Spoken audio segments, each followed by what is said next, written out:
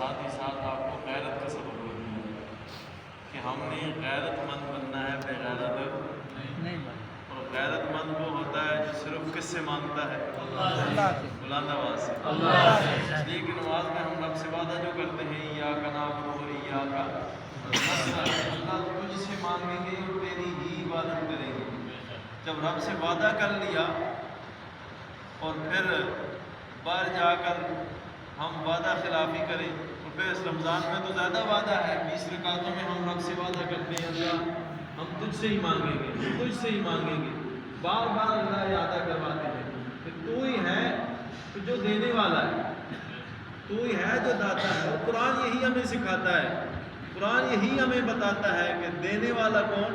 اللہ۔ مشکلیں حل کرنے والا کون؟ اللہ۔ اور یہی بات جب میدان بدر میں حضور پہنچے نا اور کفار کا سب لشکر سامنے ہے اور ہے بھی بلند جگہ پہ اور ہے بھی پانی بھی ان کے پاس، کھانے پینے کی اشیاء بھی ان کے پاس، ادھر پاک پیغمبر جناب محمد رسول اللہ صلی اللہ علیہ وسلم اپنے 313 جانثار صحابہ کے ساتھ جہاں پڑاؤ ڈالا نا، اللہ کے حبیب سجدے میں جا کے دعا کرتے ہیں اور رب سے مانگتے ہیں۔ کس سے مانگتے ہیں؟ رب سے۔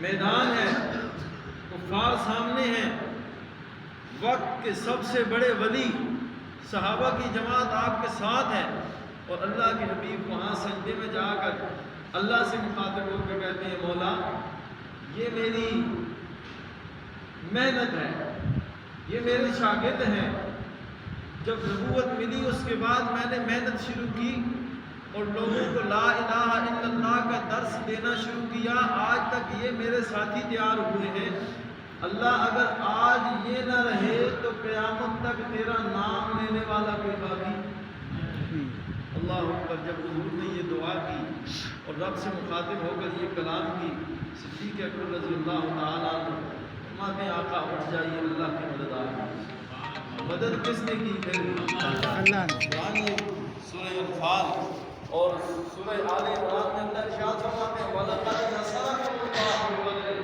مت کہ یہ سمجھے کہ پیغمبر میدان میں تھے تب جیت ہوئی ہے، اللہ فرماتے ہیں مدد کس نے کی ہے؟ اللہ نے۔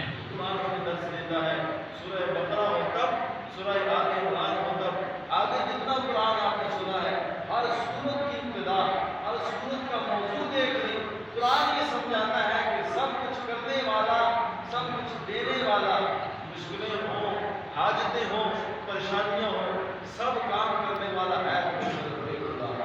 تو یہی بات ہمیں رمضان سے پڑھتا ہے کہ جب بندہ دن بھر صبح سحری کرتا ہے، اس کے بعد حلال کھانا ہے، حلال پینا ہے، اپنی کمائی ہے، لیکن رب کا حکم آ جاتا ہے کہ اب سحری سے لے کر جب اذان ہوتی ہے اس وقت سے لے کر افطار کے وقت تک تم نے کھانا پینا نہیں، حلال کھانا ہے، لیکن اللہ کا حکم یہ ہے کہ اب تم نے کھانا پینا نہیں۔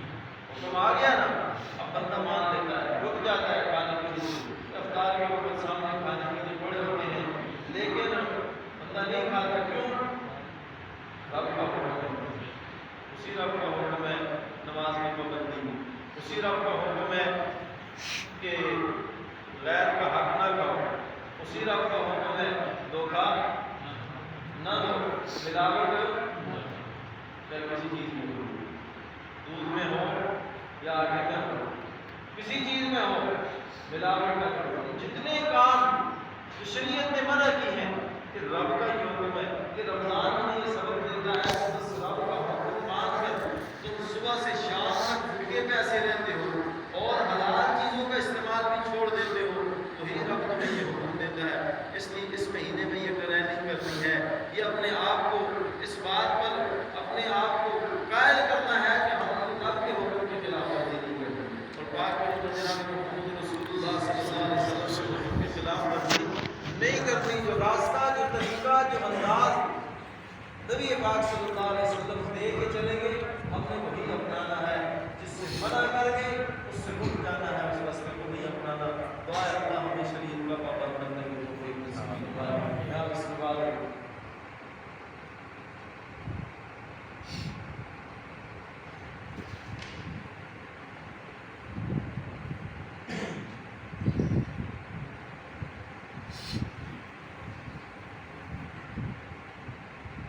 خیال کے لیے دعوت دیتا ہوں.